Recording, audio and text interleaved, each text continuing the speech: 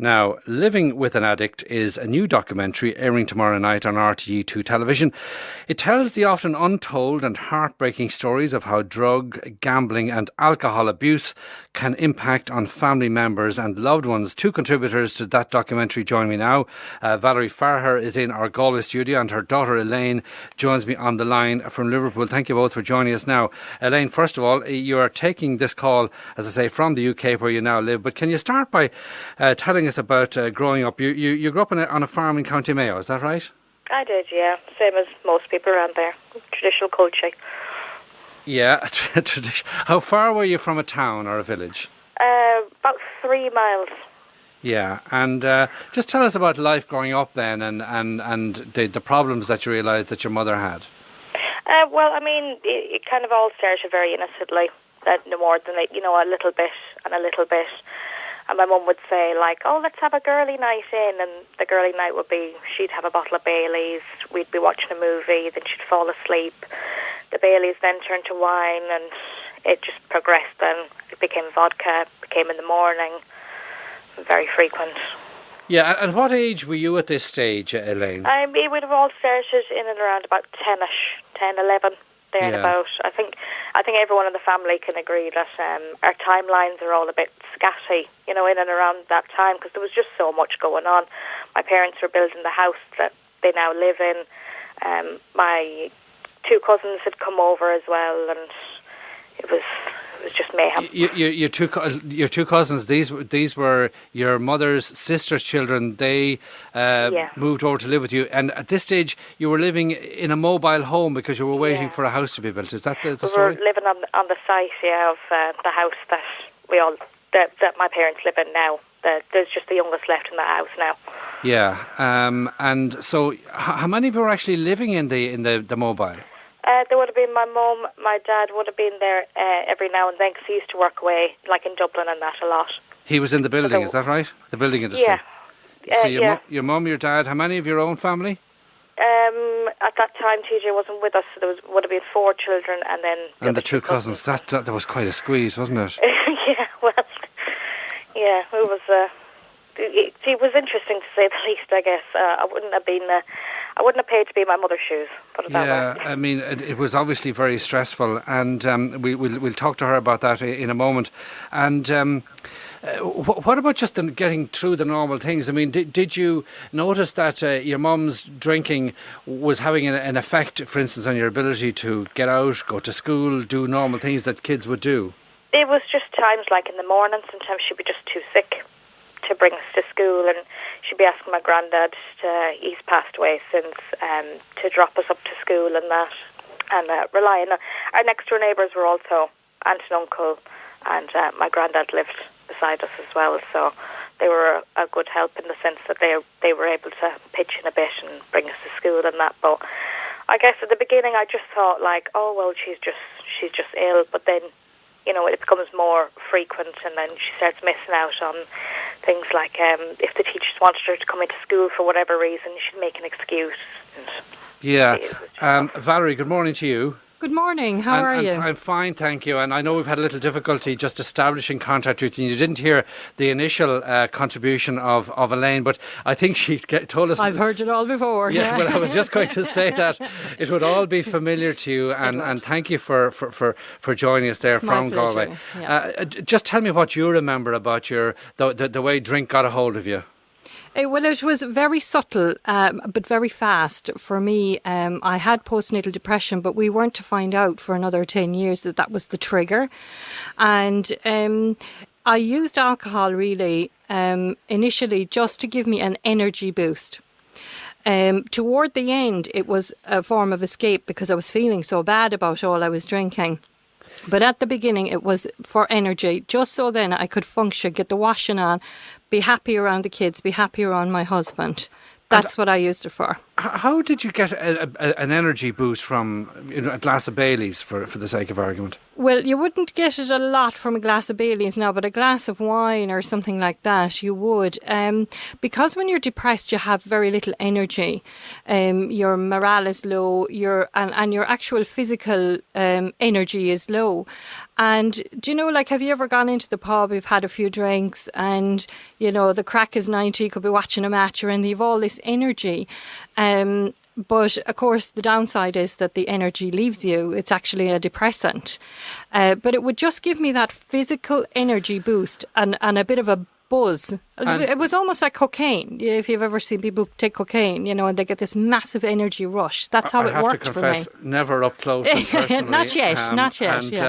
But it wasn't just the liqueurs, the chocolate liqueurs or wine. You moved on to strong spirits over time. Absolutely, yeah. Well, I had this illusion that, you know, that you can't smell vodka, and you learn, oddly enough, a lot of tricks in AA because you hear about other people's drinking experiences. It's almost like being in jail and coming out a criminal, you know.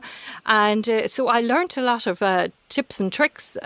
Nobody told me them, but I was listening to other people's stories. Yeah, and vodka allegedly doesn't smell much, but drink enough of it, it comes out through your pores, you know. And just to go back a little bit from your own perspective and your own recollections, Valerie, and Elaine explained to us earlier on about you had, I think, at the particular point when you were living in the mobile, you had 4 children, and then there were 2 of your nieces landed, or 2 of your sister children landed in from the UK. I mean, did it all get a bit too much for you? It did. It did get too much because I was working as a preschool teacher at the time. Now, that was only a couple of hours every morning, 4 mornings a week. But Tomas, my husband, he was working away. He had a big contract in Dublin, so he was only home at the weekend. So it was like having a teenage student coming home because he was exhausted and, you know, we were building the house as well. So I had all that to contend with as well during the week. And I was like most women. I just got on with it, but there was going to be consequences. Did you get on with it? And you know why, really? And in all fairness, I have to say the alcohol got me through it because it helped me with that energy that I needed in the afternoon. When I came in from school, I would have, you know, stuff to do, builders to ring, stuff to organise, 5 children to organise, all this kind of stuff, and a glass or 2 of wine would give me that energy. I would be able to do like 3 hours work in 1 hour with a glass and a half of wine because I'd be it used to help me focus. Yeah, Elaine, is that how you remember it? Oh, well, I mean, I guess in the beginning of it, but it's when that glass and a half of wine became a full bottle, and then 2 bottles, and then then moving on to the vodka, as your mum says. And, you see, the vodka was really in the house that we're in now, that they're in now, and that's when no one really talks. Well, not talks about it, but it's just that's when everything hit the fan, and that's. Yeah, and how did things hit the fan? I mean, did you challenge her? Did you challenge your mum, Valerie? No, because it's one of these things you get told by this counsellor will tell you one thing to do, and then everyone's got their opinions, and everyone keeps coming into you going, well, what you should do is you should throw away all her vodka, and then another person's saying to you, don't bother doing that because she's only going to buy more, and you know you're just giving her an excuse to get out and get more drink. You might as well just leave her back there to the room, and everyone's on one ship, everyone's just going in different directions, and everyone's just going around in circles. It all sounds like a life of chaos. Yeah, well, I mean, that's what it is. Everyone's just rolling in a different direction, and no one knows. No one had one way of looking at things, and it's just, yeah. And Valerie, how did you actually manage, when you were drinking, to get the children to and from school? Poorly. Now, as the children started getting older, I mean, remember, this happened over a span of 10 years. And if we start looking at toward the middle and end, that's when I would have graduated onto, you know, a bottle of vodka a day. I wouldn't be drinking every day. It would be like for a few days, a bottle of vodka for a few days every day. And then I'd have a break. But either I was drunk, getting sober, or planning my next drink. And like Elaine and Louise, in all fairness, you know, they practically ran the place. Sarah kept an eye then on the smaller ones, and you know, the younger ones then were just young. But they just done it themselves when they had to. Did it make much difference when you actually got the house built and moved in out of the mobile home into the house? It made it worse. Yeah. It made it worse. There was more hiding places for me to stop drinking. Even though I had said to my friend and my husband before we moved into the house, I was like, "Do you know what, guys? Where's this drinking coming out of? You know, what's going on?" And they all said, "When you move into the house now, you'll be so busy you won't have time." But nobody realised I had depression. Yeah, and you relied on your children to run the house. That's more or less how you remember it. Yeah. Well, I was present-ish. I would have been present maybe 50% of the time, but like I was present physically, but I'm talking about emotionally and psychologically about 50% of the time. But they would pick up the slack an awful lot. And Elaine, how was it then in regard to you and your siblings about, say, getting to school? I mean, did you miss much school? Yeah, I did. I missed a fair old bit of school here and there. But it was just being a young teenager in that sometimes I think any child in living with addiction will try and take advantage sometimes of where they can. And my advantage would have been sometimes I'd go, right, well, we don't have to go into school today. And if Mum was asleep and she wasn't with us really, and, you know, you'd take advantage and you'd skip school. But you'd kind of guilt your mum then into maybe writing you a note, which was wrong. We shouldn't have took advantage of it that way, but it's just the way it happened. Yeah, but you were just a child, Elaine. It's not wrong. You know, you know now as an adult, but when you're a child, you're just a child. You know, you don't know. You know. And what about having friends around the house, Elaine? Did you bring people home even though you knew your mother? We all avoided it like the plague because you just didn't know what you were coming home to. You know, you could have lovely Valerie and a sober mum and, you know, a dinner ready, but then it could be completely the flip side of it, and there might be an ambulance on the front because she's done something daft. And what about maybe just the idea of her getting up out of bed at all in the first place? Would there be days when she mightn't leave the bed? Yeah, there could be where she'd just get into like just almost like a pit of depression, and she'd get up to mooch about the place maybe and get herself a glass of milk or something like that. But other than that, it would have been, you've not really seen your mum for about 48 hours. And Valerie, what was rock bottom for you? Well, at the end, I had done 4 stints in rehab, and I have spent 10 years in AA. And I just believed when I still couldn't stop drinking, I believed that was it. I was one of these people that was never going to get sober, and I felt that it was cruel for me to stay with my husband and children because it was torture, really, that I was putting them through. I was very conscious of this. I was aware of all my drinking and what I was doing, but I just couldn't stop it. Like I could stop, but I couldn't stay stopped. And my decision, albeit it was the worst one at the time, was to bail out physically, i.e. Take my own life. And I hung myself at home. Now, that wasn't to be. It didn't work out, and I ended up in mental health services. Well, that's where I started to get the help, because that's where we found out that I had a condition called dual diagnosis. That means I'm an emotional drinker. So if my emotions go haywire, the same way people would be emotional eaters, only I took it to the extreme with the alcohol. And I was getting addiction treatment, which is great. It's like going and having some yoga. If you have cancer, it will help you, but you still need the chemotherapy as well. So I was getting all the yoga, but no chemo. So that's when I discovered, and I had to hit that rock bottom. I shouldn't have, but addiction services and mental health services won't speak to each other. If you have an addiction, they can't see you in mental health because they don't think you're of sound mind because of your substance abuse. But if you have a mental health issue, the addiction services won't see you because they say that they can't get through to you because you have a mental health issue.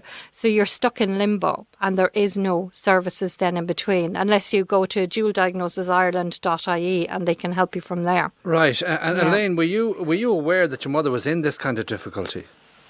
Oh, of course, because, you know, I'd be coming home on the weekend and and stuff like that. As well as that, my brothers and my little brother and my sisters and that would be texting me and ringing me and stuff like that as well. You moved to Galway then. Was that to get away from the family atmosphere? Well, no, I think it's just, as soon as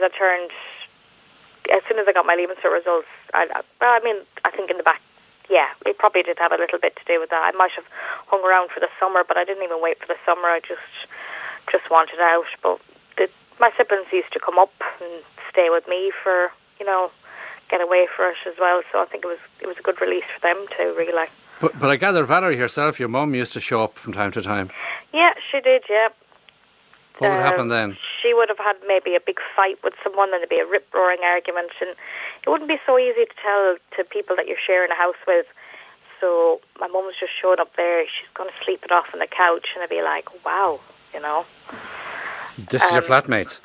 Yeah, girls that I'm still friends with now, but I mean, since then, obviously they've read the book, they know about the documentary that's airing tomorrow, they know that I'm on the radio this morning, and they know all the story now, and I think they're a bit more understanding about what was going on for me back then. Do you feel you were shortchanged or that you missed out on a proper childhood? I don't know, because I didn't know it any other way, so you can't miss what you never had. So. And Valerie, how long are you dry? How long are you sober now and on the mend? Well, that's the funny thing. We don't know how long it is since my last drink, but we always have. Because after the hanging, when I got into the mental health services on that particular day, that's the day that we earmark. There was a couple of relapses after that in the early days, but nothing worth writing home about kind of thing. There were one-hit wonders.